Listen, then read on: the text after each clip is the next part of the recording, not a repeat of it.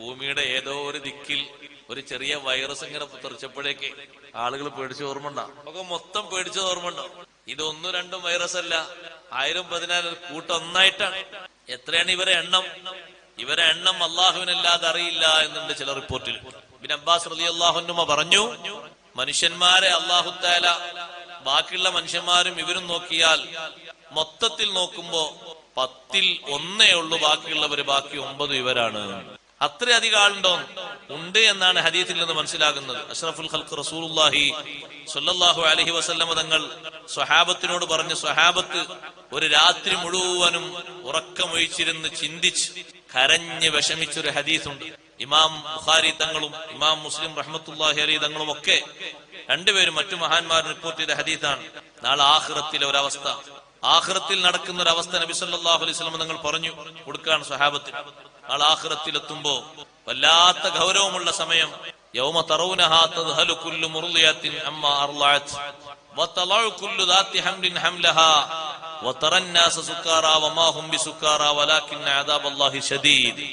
ആഖിറത്തിലെ മഹ്ശറിലെ ഭീകരമായ അവസ്ഥകൾ വിശദീകരിച്ചപ്പോ തങ്ങൾ പറഞ്ഞു, നാളെ ആദം അലൈഹിസ്സലാത്തു വസ്സലാമിന് അള്ളാഹു വിളിക്കുന്ന ഒരു നേരമുണ്ട്. ആദമേന്ന് വിളിക്കും. ആദം നബി അലൈഹിസ്സലാം ഉത്തരം ചെയ്യും, ലബ്ബൈക വസഅദൈക വൽ ഖൈറു ഫീ യദൈക. അള്ളാഹുവിന് ഉത്തരം ചെയ്യുമ്പോൾ അള്ളാഹു പറയും, ആദം നബിയെ അഖ്രിജ് ബഅസന്നാർ, നരകത്തിലേക്കുള്ള വിഭാഗത്തെ നിങ്ങളെ മുതുകിൽ നിന്ന് പുറത്തേക്ക് തള്ളണം. മഹാനവറുകൾ ചോദിക്കുന്നു, എത്രയാണത്? മിൻ കുല്ലി അൽഫിൻ തിസ്അമിഅത്തിൻ വതിസ്അതൻ വതിസ്ഈൻ. ഓരോ 1000-ൽ നിന്നും 999 എണ്ണത്തെ നരകത്തിലേക്ക് തള്ളണം. മനുഷ്യ പിതാവ് ആദം അലൈഹിസ്സലാത്തു വസ്സലാമിന്റെ സന്താനങ്ങളാണ് ലാസ്റ്റ് വരെ വരുന്നവർ. മൊത്തം കണക്കിൽ നിന്നാണ് അള്ളാഹു പറയുന്നത്, 1000 കൂട്ടിയാൽ അതിൽ 999 നരകത്തിലേക്ക് പോകണം. ഇത് പറയുമ്പോഴാണ് ചെറിയ കുട്ടികൾ നരബാധിച്ചു പോകും. ഖുർആൻ പറഞ്ഞല്ലോ, യൗമൻ യജ്അലുൽ വിൽദാന ശീബാ. കുട്ടികൾ നരബാധിക്കുന്നത് നമ്മളിവിടെ കണ്ടിട്ടില്ല. കൗമാരപ്രായത്തിൽ നരബാധിക്കുന്ന ഒരു പക്ഷേ കണ്ടെന്ന് വരും. ശരീരത്തിന്റെയോ മറ്റോ മാറ്റം കൊണ്ട് അങ്ങനെ സംഭവിക്കുന്നു പറയും. ചിലര് ഭാഗ്യനരാന്നും കൗമാരനരാന്നൊക്കെ വിളിക്കും. പക്ഷേ കുട്ടികൾ നരബാധിച്ചു പോകും, ചെറിയ മക്കൾ നരബാധിച്ചു പോകും. സ്വഹാബത്ത് ഈ ഹദീസ് കേട്ടിട്ടാകെ ബേജാറാകുന്നു. കാരണം 999 അംഗങ്ങൾ, അല്ലെങ്കിൽ കണക്ക് കൂട്ടാൻ സുഖം 1000 അങ്ങോട്ട് പോകുമ്പോ ഒന്നിങ്ങോട്ട്. അങ്ങനെയാണെന്ന് പറയുമ്പോ അവർ ചോദ്യം, യാ റസൂലല്ലാഹ് അയ്യുനാ ദാലിക്കൽ വാഹിദ്, ഞങ്ങളെ കൂട്ടത്തിൽ ആ ഒന്ന് ആരാണ്? ഞങ്ങളെ കൂട്ടം ആ ഒന്നുണ്ടല്ലോ, ആ ഒന്ന് ആരാണ്? ആ ഒന്നാരാണ്? അവരെ മനസ്സിൽ മുഴുവനും വിഷമം. അന്ന് ഭക്ഷണം കഴിക്കാൻ വേണ്ടി അടുപ്പിലേക്ക് ഉണ്ടാക്കാൻ വേണ്ടി വെച്ച ചട്ടി അങ്ങനെ തന്നെ സുബഹി വരെ ആ ചട്ടിയിൽ ഒന്നും ഉണ്ടാക്കില്ല. ആ ചട്ടി അവിടെ ചിന്തയിലായി പോയി. റസൂലേ, ആഖിറ വരുന്ന ഒരു നേരം അല്ലാഹു തആല ഇങ്ങനെ കണക്ക് വെച്ചിട്ട് ഇങ്ങനെ തള്ളിവിടും. സ്വർഗത്തിലേക്ക് പോകാൻ പരിമിതമായ എണ്ണം മാത്രമല്ലേ ഉള്ളൂ. 10 കോടി ആൾക്കാരെ കുറഞ്ഞാളല്ലേ സ്വർഗത്തിലേക്ക്. നമ്മൾ കണക്ക് കൂട്ടി നോക്കുമ്പോ ഒരു 10,000 ആളെ കൂട്ടി നോക്കുമ്പോ എത്ര ആളാ സ്വർഗത്തിലേക്ക്? ഇത്രയല്ലേ ഉള്ളൂ. 1,00,000 ആളെ കൂട്ടി നോക്കുമ്പോ 1,00,000 ആൾക്കാരെ പുറത്തേക്ക് പോകുമ്പോ സ്വർഗത്തിലേക്ക്. ഈ ഹദീസ് ചിന്തിച്ച് സ്വഹാബത്ത് വല്ലാതെ. ചിലരൊക്കെ ചോദിച്ചു, നബിയെ ഏതായാലും അള്ളാഹു കണക്കാക്കില്ലേ, ഞങ്ങൾ എന്തിനാണ് ഇനി അമൽ ചെയ്യുന്നത്? ആരാ ചോദിക്കുന്നത്? അമലൊക്കെ ചെയ്ത് അള്ളാഹു സ്വീകരിക്കത്തക്ക വിധത്തിലുള്ള അമലൊക്കെ ചെയ്ത് ഒരുപാട് കാര്യങ്ങൾക്ക് അള്ളാഹുവിൽ നിന്നുള്ള തൃപ്തി ആയത്തിറങ്ങിയിട്ടും ഹദീസ് ഇറങ്ങിയിട്ടും വാങ്ങിയ ആളുകൾ. അള്ളാഹുവിൽ നിന്ന് തൃപ്തിയല്ലേ റളിയല്ലാഹു അൻഹും വറളു അൻഹു അള്ളാഹുവിനെ പറ്റി പറഞ്ഞത്. അതല്ലേ ഏറ്റവും വലുത്. ഒരു റുവാനും മിനല്ലാഹി അക്ബർ. ആ തൃപ്തി സംഭരിച്ച മഹാന്മാരാ ചോദിക്കുന്നത്. ലോകത്തെ ഏറ്റവും വലിയ ഔലിയാക്കളാ ചോദിക്കുന്നത്, അയ്യുനാ ദാലിക്കൽ വാഹിദ്. തങ്ങൾ പറഞ്ഞു, അബ്ശിറൂ, നിങ്ങൾ സന്തോഷിക്കണം, നിങ്ങൾ വിഷമിക്കരുത്. നിങ്ങളെ കൂട്ടത്തിൽ നിന്നാണ് ആ 999 എന്ന് നിങ്ങൾ വിചാരിക്കരുത്. ഫഇന്ന മിൻകും റജുലാ വമിൻ യഅജൂജ വമഅജൂജ അൽഫാ. അപ്പോഴാണ് സ്വഹാബത്തിന് സമാധാനമായത്. നിങ്ങളിൽ നിന്നൊരാൾ സ്വർഗത്തേക്ക് പോകുമ്പോ യജൂജ മൗജൂദിൽ നിന്ന് 1000 നരകത്തിൽ. അപ്പൊ എത്ര വേണം? നമ്മൾ സ്വഹാബത്തിന്റെ ഒരു കണക്ക് 1,24,000 കൂട്ടുമ്പോഴേ ഓരോന്നിനും കൂട്ടണം കേട്ടോ. ഓരോന്നിന് എത്ര 1000 വെച്ച് കൂട്ടണം? അല്ലാതെ സ്വഹീഹുൽ ബുഖാരിയിൽ ആദ്യത്താണ് ഈ വായിക്കുന്നത്. ആ ഒന്ന് നിങ്ങളെ കൂട്ടത്തിന് പോകുമ്പോ അപ്പുറത്തുനിന്ന് 1000. അപ്പൊ ഒരു 10 സ്വഹാബി പോകുമ്പോ 10,000 യജൂജ മൗജൂദ്. 100 സ്വഹാബി പോകുമ്പോ 1,00,000. ഇനി ബാക്കി 1000, 10,000, 20,000, 30,000, ലക്ഷം കൂട്ടി. അപ്പൊ എത്ര ആളുകളുണ്ട് ഇവര്? അതുകൊണ്ടാണ് അവർ പുറത്തേക്ക് വരുന്ന രംഗത്തെ പറ്റി ഖുർആൻ പറഞ്ഞപ്പോഴേ ഇവിടുന്ന് ഖബറിന്ന് എണീറ്റ് മഹ്ശറിലേക്ക് പോകുന്ന അതേ വാക്കാണ് അള്ളാഹു പ്രയോഗിച്ചത്. ഹത്താ ഇദാ ഫുത്തിഹത് യഅജൂജു വമഅജൂജു വഹും മിൻ കുല്ലി ഹദബിൻ യൻസിലൂൻ. യഅജൂജ് മഅജൂജിനെ തുറക്കപ്പെട്ടാൽ, ഇദാ ഫുത്തിഹത് യഅജൂജു വമഅജൂജു, യഅജൂജ് മഅജൂജ് എന്ന രണ്ട് സമൂഹത്തെ പുറത്താക്കപ്പെട്ടാൽ, അതിൽ അവർക്ക് തുറന്നു നൽകപ്പെട്ടാൽ, ഖിയാമത്ത് നാളിനോടനുബന്ധിച്ച് അവർക്കുള്ള ആ ഭിത്തി തുറക്കപ്പെട്ടു പോയാൽ, വഹും മിൻ കുല്ലി ഹദബിൻ യൻസിലൂൻ, എല്ലാ ഉയർന്ന വഴികളിലൂടെയും കുന്നിൻ പ്രദേശങ്ങളിലൂടെയും, യൻസിലൂൻ വേഗത്തിൽ അവർ സഞ്ചരിക്കും. വേഗത്തിൽ കാലടുപ്പിച്ച് വെച്ച്, ഓട്ടം അടുപ്പിച്ച് വെച്ച് പെട്ടെന്ന് അവർ എത്തും. എല്ലാ ഭാഗത്തേക്കും അവർ യാത്ര ചെയ്ത് മുന്നിട്ടെത്തും. ഉയർന്ന ഭാഗങ്ങളിലൂടെ കയറി ഇറങ്ങാനൊന്നും അവർക്കൊരു പണിയില്ല, ഒരു പ്രയാസമില്ല, പെട്ടെന്ന് അവരെത്തും. അതേ ഒരു പ്രയോഗല്ലേ യാസീനിൽ അല്ലെ, യാ വൈലനാ മൻ ബഅസനാ മിൻ മർഖദിനാ എന്ന് പറയുന്നതിന് മുമ്പ് അല്ലാഹു തആല പറഞ്ഞു വനുഫിഖ ഫിസ്സൂരി ഫഇദാ ഹും മിനൽ അജ്ദാസി ഇലാ റബ്ബിഹിം യൻസിലൂൻ. ബടിദാ പറഞ്ഞു മിൻ കുല്ലി ഹദബിൻ യൻസിലൂൻ. വേഗത്തിലാ പോവുക. വിളിയാളങ്ങോട്ട് കേട്ടാൽ പിന്നെ അവിടെ കാത്തു നിൽക്കൂല. ഖബറിന്റെ ഉള്ളിൽ കുറച്ചേരം കൂടി നിൽക്കൂല. ഫഇദാ ഹും മിനൽ അജ്ദാസി ഇലാ റബ്ബിഹിം യൻസിലൂൻ. അവരവരുടെ കുടിമാടങ്ങളിൽ നിന്ന് രക്ഷിതാവായ അല്ലാഹുവിലേക്ക് പെട്ടെന്ന് വേഗത്തിൽ അവർ ഇറങ്ങി പുറപ്പെടും. കൊണ്ടുപോകാനേ ഖബർ അങ്ങോട്ട് തുറന്ന് പുറത്തേക്ക് അങ്ങോട്ട് തല വെച്ച് നിൽക്കുമ്പോഴേക്ക് വജാഅത് കുല്ലു നഫ്സിൻ മഅഹാ സായിഖുൻ വശഹീദ്. ഓരോ ഖബറാളിയുടെ കൂടെ ആഖിറത്തിലേക്ക് പോകുമ്പോ രണ്ട് മലക്കുകൾ ഉണ്ടാകും. ഒന്ന് സായിഖ്. ഇപ്പൊ നമ്മള് സായിക്കിന് എന്താ അർത്ഥം വെക്കുന്ന ഡ്രൈവർ എന്നല്ലേ അല്ലെ? ഇവരല്ലേ വണ്ടി ഇങ്ങനെ നടക്കുന്ന തെളിക്കുന്ന ആള്. എന്താ പണി? സവാക്കിന്റെ സായിഖ്, എന്റെ സായിഖ് അതിന്റെ ഏകവചന. സായിഖ് കൂടെ ഓരോരുത്തരും കൂടെ തെളിക്കുന്ന ആളുണ്ടാവും. ഇപ്പുറത്ത് സാക്ഷി നിൽക്കുന്ന ആൾ.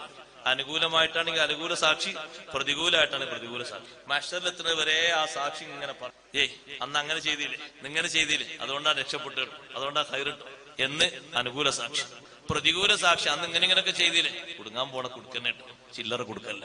ഓരോരുത്തരും വജാഅത്ത് കുല്ലു നഫ്സിൻ, ആരും ഒഴിവില്ല, എല്ലാ ശരീരത്തിന്റെ കൂടെയും സായിഖും വശഹീദ്. അള്ളാഹു നമുക്ക് സലാമത്ത് നൽകട്ടെ, നല്ല എളുപ്പം അള്ളാഹു നൽകുമാറാകട്ടെ. ഇവര് പിന്നെ വരവേണ്ട നിങ്ങൾ മിൻ കുല്ലി ഹദബിൻ യൻസിലൂൻ. ഉയർന്ന വഴികളിലൂടെ ചാടിക്കതച്ച് വരാൻ വാഹനം വേണോ? ഇത് വാഹനം നിങ്ങളൊന്ന് ആലോചിച്ചു. ഇത്ര മുഴം കൂടുതലുള്ള ആൾക്കാർ എത്ര നടത്തത്തിൽ വീടുണ്ടാവും? കാരണം കാലന്റേതായിട്ട് ഇപ്പൊ ഒരു 20 മുഴയുള്ള ആളാണെങ്കിൽ ഇവിടുന്ന് അങ്ങോട്ട് നടക്കണമെങ്കിൽ നമ്മളാൾ കൂടെ നടന്നെത്തും. നാട്ടിൽ സാധാ ഹൈറ്റുള്ള ആൾക്കാർ കൂടെ നടന്നിട്ട് എത്തുന്നില്ല, എന്നിട്ട് പിന്നെ അതിലും കൂടുതലുള്ള ആൾക്കാർ കൂടെ ഇത്ര വേഗത്തിൽ നടക്കുന്നവരെ അവര്. അപ്പൊ അത്രയും വേഗത്തിൽ അവര് സ്പീഡിൽ ഇങ്ങോട്ട് പുറത്തേക്ക് വരും. ഈ ഹദീസ് പറഞ്ഞ് സ്വഹാബത്തിന് അവസാനം നബി സല്ലല്ലാഹു അലൈഹി വസല്ലം സന്തോഷിപ്പിക്കുന്ന ഒരു വാക്കുകൂടി പറഞ്ഞു. ഹദീസ് പറഞ്ഞുകൊണ്ട് അതുകൂടി ഒന്ന് പൂരിപ്പിക്കും. ലാസ്റ്റ് തങ്ങൾ പറഞ്ഞു വല്ലദീ നഫ്സി ബിയദിഹി ഇന്നി അർജു അൻ തകൂനു റുബു അഹ്ലിൽ ജന്ന. സ്വഹാബത്തിനോട് നിങ്ങൾ നാളെ സ്വർഗക്കാരിൽ കാൽഭാഗം, റുബു 4 പറഞ്ഞ കാൽഭാഗല്ലേ, കാൽഭാഗം നിങ്ങളാകുമെന്ന് ഞാൻ പ്രതീക്ഷിക്കുന്നു. സ്വഹാബത്ത് വരെ അത് കേട്ട് ഞങ്ങളൊക്കെ തക്ബീർ ചൊല്ലി. അവരോടാണ് അത് പറയുന്നത് കേട്ടോ, നമ്മളോടല്ല. രണ്ടാമത് തങ്ങൾ പറയുന്നു അല്ല അർജു അൻ തകൂനു സുലുസ അഹ്ലിൽ ജന്ന. കാൽഭാഗമെന്നല്ല, സ്വർഗത്തിലെ 1/3. അപ്പോഴും ഞങ്ങൾ തക്ബീർ ചൊല്ലി. സ്വർഗത്തിലെ 1/3 ബാക്കി. പിന്നെയും തങ്ങൾ പറഞ്ഞു അർജു അൻ തകൂനു നിസ്ഫ അഹ്ലിൽ ജന്ന. നിങ്ങൾ സ്വർഗക്കാരിൽ പകുതി ഉണ്ടാകുമെന്ന് ഞാൻ ആഗ്രഹിക്കുന്നു, പ്രതീക്ഷിക്കുന്നു. അപ്പോഴും ഞങ്ങൾ തക്ബീർ ചൊല്ലി. എന്നിട്ട് തങ്ങൾ പറഞ്ഞു മാ അൻതും ഫിന്നാസി ഇല്ലാ കശ്ശഅറത്തി സൗദാഇ ഫീ ജിൽദി സൗരിൻ അബിയൽ. നിങ്ങളെ വെളുത്ത ഒരു കാളയുടെ തൊലിയിൽ ഉള്ള കറുത്ത പുള്ളി പോലെയുണ്ട്. നിങ്ങൾ കുറച്ചേ ഉള്ളൂ, ആൾക്കാർ കുറെ ഇവിടെ വരാണ്ട്. പക്ഷെ പറഞ്ഞിട്ട് ലാസ്റ്റ് സ്വർഗത്തിലെ പകുതി ആൾക്കാരും ഉണ്ടാവും എന്ന് പറഞ്ഞില്ലേ. അപ്പൊ ഇനി ബാക്കിയുള്ളവരൊക്കെ കൂടി കൂട്ടിയിട്ട് എത്രയേ ഉള്ളൂ? പകുതിയുള്ളൂ. അള്ളാഹു ആ സ്വർഗീയ സ്ഥലിൽ അള്ളാഹു നമ്മയും നമ്മുടെ മാതാപിതാക്കൾ, ഉസ്താദുമാര്, ബന്ധുക്കളെയും തരട്ടെ. സ്വഹാബത്ത് കവർ ചെയ്ത്. കാരണം സ്വർഗത്തിലേക്ക് പോകുന്ന ആളുകൾ വളരെ തുച്ഛാണ്. നീ ഹദീസ് തന്നെ മനസ്സിലായി. 1000 ആൾക്കാർ അപ്പുറത്തേക്ക് പോകുമ്പോ അപ്പുറത്ത് 1000-ൽ എത്ര ശതമാനം കുറവ്, എത്ര ഇങ്ങോട്ട് പോകുന്നു? അതിന്റെ 1% എന്ന് പറയാനല്ലോ, 1 1 മെമ്പറല്ലേ ആകെ പോകുന്നുള്ളൂ. സുബ്ഹാനല്ലാഹ്.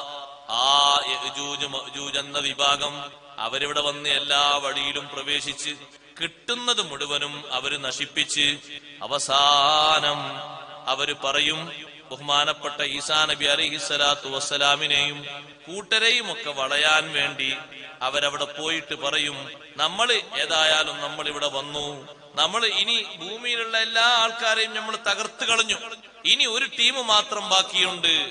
ഏതാണ് ആ ടീം? സുരക്ഷിത സ്ഥലങ്ങളിൽ കഴിയുന്ന ആളുകൾ മാത്രമേ ബാക്കിയുള്ളൂ. അവരെയും നമുക്ക് പിടിച്ച് ശരിയാക്കണം. എന്നിട്ട് ഇവർ ചെയ്യുന്ന ഒരു പണി എന്താണെന്നറിയോ?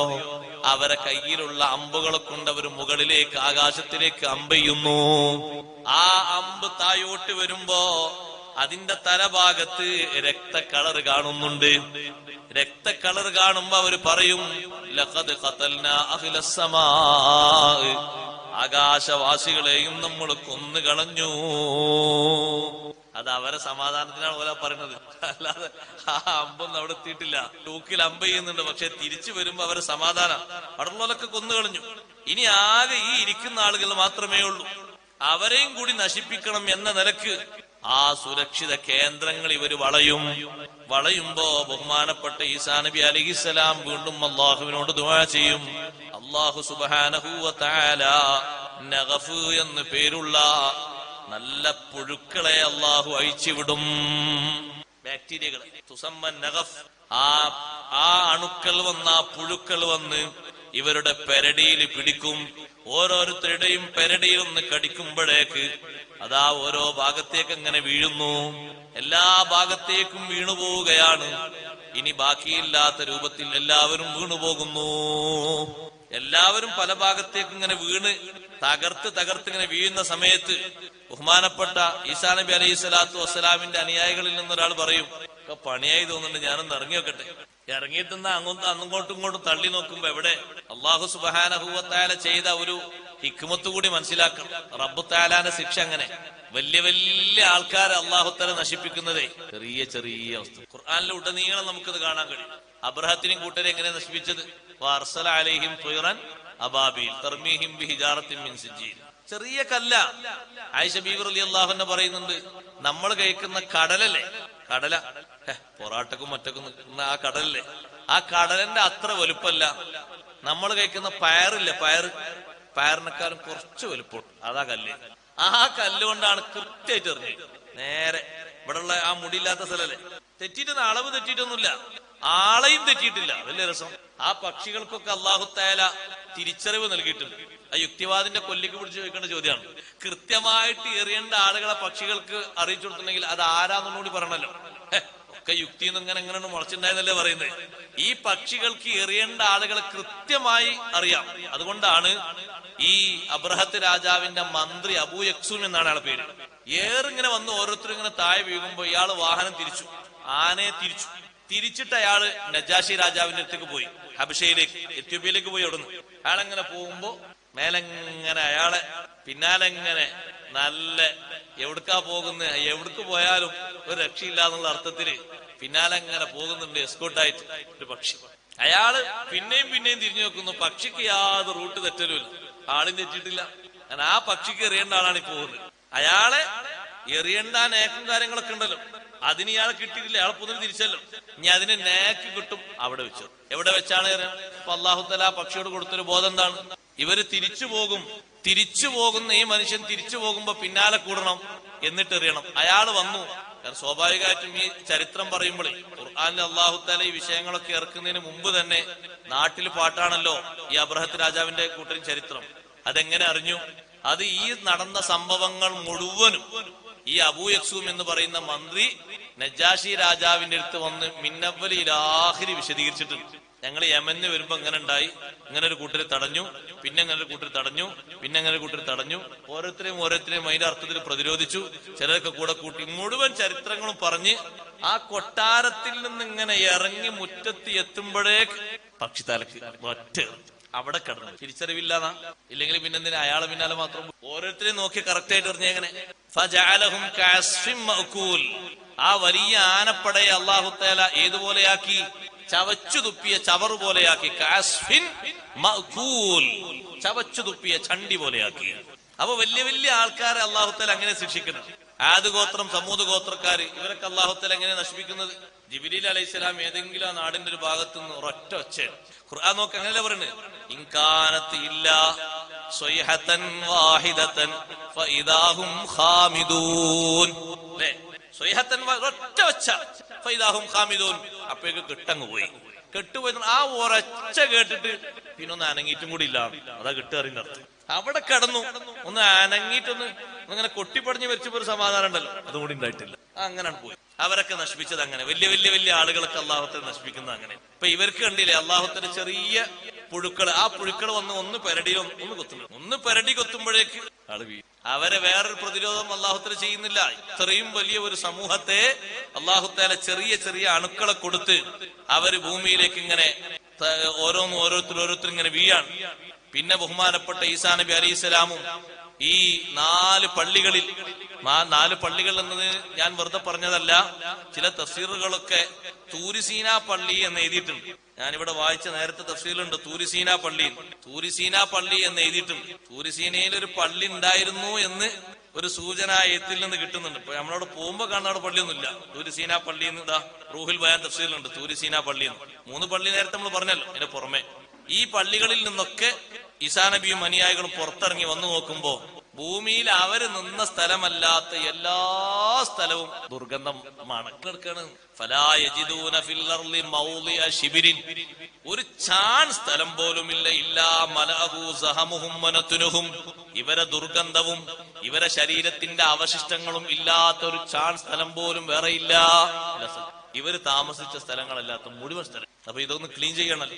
ഈസാ നബിയും കൂട്ടരും അത് ആഗ്രഹിക്കുമ്പോഴേക്ക് അല്ലാഹു തആല പക്ഷികളെ അയക്കാണ്. വേറൊരു തരം പക്ഷികളെ സെപ്പറേറ്റ്. ഒട്ടകത്തിന്റെ പൂഞ്ഞ പോലെ നല്ല നീളമുള്ള കഴുത്തും കൊക്കൊക്കെ നീളമുള്ള പക്ഷികൾ. അവര് വന്നിട്ട് ഇവരെ ഏറ്റിക്കൊണ്ടുപോകുന്നുണ്ട്. തഹ്മിലുഹും. പ്രത്യേക പക്ഷികളെ കാലത്തൊക്കെ പൊന്തലെങ്കിലേ അതിന് മാത്രം കെൽപ്പുള്ള പക്ഷികളാണ്. സാധാ പക്ഷികളെ പറ്റൂലായിരുന്നു. അള്ളാഹു സ്പെഷ്യൽ ആക്കാണ്. ഇമാം മുസ്ലിം തങ്ങളുടെ ഹദീസ് ഞാൻ വായിക്കുന്നു. എന്നിട്ട് ഇവരെ ചുമന്നു കൊണ്ടുപോകും. അവരെ ഉപേക്ഷിക്കാൻ അള്ളാഹു തആല കൽപ്പിച്ചെടുത്ത് പക്ഷികൾ ഉപേക്ഷിക്കും. പിന്നെയും ഒന്ന് ക്ലീൻ ചെയ്യണ്ടേ? പിന്നെ അള്ളാഹു മഴ പെയ്യിപ്പിക്കും. എത്ര ദിവസം എന്നറിയാം? 40 യൗമൻ. 40 ദിവസം മഴ പെയ്താത്തുള്ള അവസ്ഥ അറിയില്ലേ?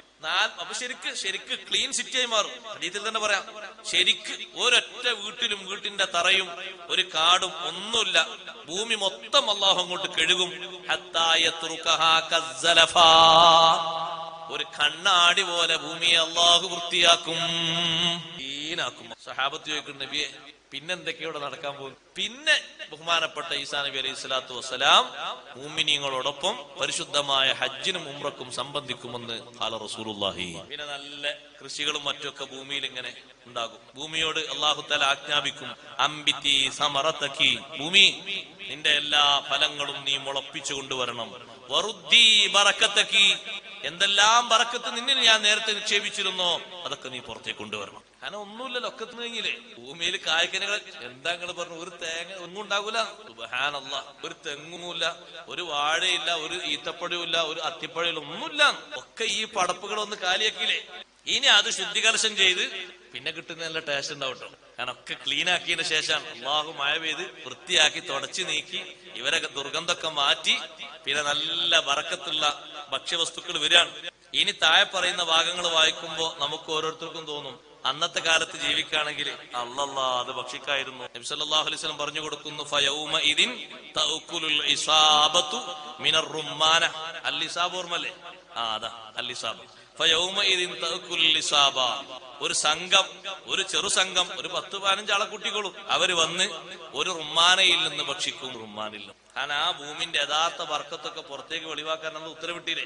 ഭൂമിനീങ്ങൾക്ക് ഇനി ഭക്ഷണവും കാര്യങ്ങളൊക്കെ വേണ്ടേ? അപ്പൊ പിന്നെ ആൾക്കാർ, ഭൂമിനീങ്ങളല്ലാത്ത ആൾക്കാരൊക്കെ മറ്റൊന്നില്ലേ എല്ലാവരും. കാരണം പേടിന്റെ കിട്ടുന്ന സുരക്ഷിത മാർഗങ്ങളൊക്കെ ഇവരൊരു ഭാഗത്ത് ഇങ്ങനെ കേന്ദ്രീകരിക്കും. ഇവരിങ്ങനെ വന്നാല് രാവിലെ കോഴിക്കോട്ടാണെങ്കിലും മലപ്പുറത്ത് വേണ്ടാത്ത പുസ്തകം പിന്നെ ഓരോ ഭാഗത്തേക്ക്. നമ്മളപ്പോ ഈ കേരളം കവർ ചെയ്യാൻ എത്രത്തോളം സമയം വേണ്ടി വരും? എവിടെ കേരളം എന്ന് പറഞ്ഞാൽ നമ്മളാ ഇപ്പോഴത്തെ കാണുന്നില്ല. കുറച്ചിങ്ങനെ എത്ര പെട്ടെന്ന് കവർ ചെയ്യുന്നറിയോ? മിൻകുല്ലി ഹദബി ശരിയൊന്നും. ഇപ്പൊ തമിഴ്നാട്ടിലേക്ക് പോകും, മറ്റേ ഭാഗത്തേക്ക് പോകും, കുറെ കുന്നോൽക്കൊരു പ്രശ്നമേ അല്ല. കാരണം മിൻകുല്ലി ഹദബി എന്ന് പറഞ്ഞാൽ ഉയർന്ന സ്ഥലത്ത് കൂടെ ഒക്കെ ചാടി കടന്ന് പെട്ടെന്ന് എത്തുന്നു. പിന്നെന്തിനാ വാഹനത്തിന്റെ ഒന്നും ആവശ്യമില്ല. ഇനിയിപ്പോ വാഹനമൊക്കെ പോലും പോകുന്നതിന് തടസ്സമായിട്ടുണ്ടെങ്കിൽ അത് ഏതെങ്കിലും ഒന്ന് ഒരുതിയിട്ട് കത്തിച്ച് അവിടെയൊക്കെയാണ് പുറമെ.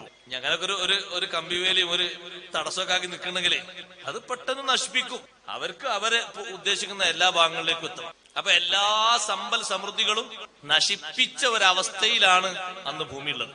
എല്ലാ ഭാഗത്തെയും അവർ സഞ്ചരിച്ചിട്ട് ലാസ്റ്റ് ഈ 4 പുണ്യസ്ഥലങ്ങളെ കേന്ദ്രീകരിച്ച് നുഴഞ്ഞുകയറ്റത്തിന് ശ്രമിക്കുമ്പോ അല്ലാഹു തആല അവരെ ചെറിയ ചെറിയ ചെറിയ പുഴുക്കളെ വിട്ട് അള്ളാഹു അവരങ്ങോട്ട് നശിപ്പിച്ച് പിന്നെ അവരുടെ ആ ദുർഗന്ധവും മറ്റൊക്കെ ഭൂമിയിൽ നിന്ന് തുടച്ചു നീക്കി നല്ല മഴ പെയ്യിപ്പിച്ച് ക്ലിയർ ആക്കിയിട്ട് പിന്നെ വരുന്ന കായ്ക്കനികൾക്ക് വല്ലാത്തൊരു സ്വാദാണ്, അതിന് വല്ലാത്തൊരു ടേസ്റ്റും വല്ലാത്ത രുചിയാണ്. നബി സല്ലല്ലാഹു അലൈഹി വസല്ലം തങ്ങൾ പറഞ്ഞു, ആ ഈത്തപ്പഴ മരത്തിന്റെ മരച്ചില്ലകളിൽ അവർ തണലിരിക്കും. നമ്മൾ കാണുന്ന ഈത്തപ്പഴ മരമല്ലാതെ നമ്മൾ കാണുന്ന റുമ്മാന്റെ മഴയല്ല. നമ്മൾ കാണുന്ന റുമ്മാൻ ചെടിക്കയുടെ തണലിനാണ്. അത് ചിലപ്പോ ഇലന്നെ ഉണ്ടാവും ചില സമയത്തും. അതിന്റെ ഇലയിലും തണൽ കിട്ടാൻ ഉണ്ടാവില്ലല്ലോ, ചെറിയ ചെറിയ ഇലല്ലേ.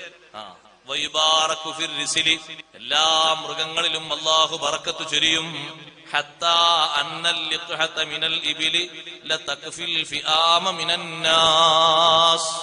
ഒരൊട്ടകം ചുരത്തുന്ന പാല് ഒരു കൂട്ടം ആളുകൾക്ക് മതിയാകും.